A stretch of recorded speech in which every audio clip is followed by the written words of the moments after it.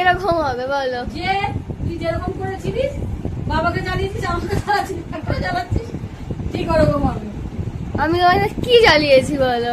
বাবা, সে দক্ষিণেশ্বরে পুতুল নিয়ে, ওই পুতুলে কিনে দিতে হবে না, রাস্তা বসে বসে নিয়ে নো মেলায় গেছে, মামা নিয়ে গেছে মেলায়, কে পুতুল নিয়ে পালিয়েছে, সে আবার ওই পুতুলই লাগবে, সে মামা পয়সা নিয়ে যায় না, আবার এসে পয়সা নিয়ে গিয়ে আবার ওই পুতুলটা নিয়ে যায়।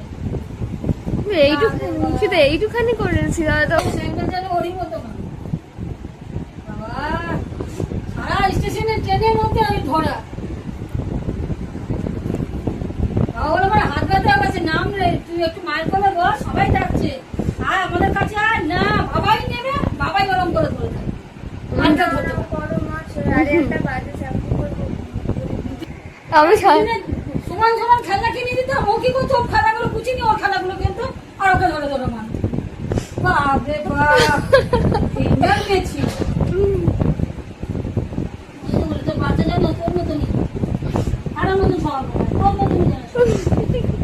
বোন করেনি অত জেদ? না, কোনোদিনই জেদ করিনি, ও ঠান্ডায় ছিল, কোনোদিন কোনো জেদ করেনি। শুধু দেখবে, দেখবে একটু চটকাতো, মুখে হাত দিত, যেগুলো কিনবি তখন এমনি করতো, ঘাটটা শুধু নাড়তো। আচ্ছা, তাহলে আমার মতন স্যাম্পল ওর কাছে ট্রান্সফার হয়ে যাবে, আমার ফিরত দিয়ে দাও।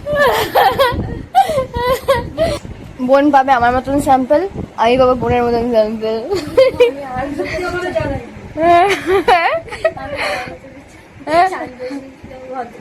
তো আমার 1% যদি পায় তোর বাচ্চা, মাসি পে না না, তো তোরই বাচ্চা যদি আমার 1% দিয়ে দেবো,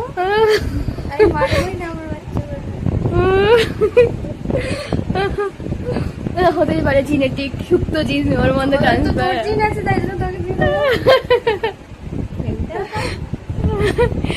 না, আমার মতন বাচ্চা সামলাতে পারবি না, তাই তো?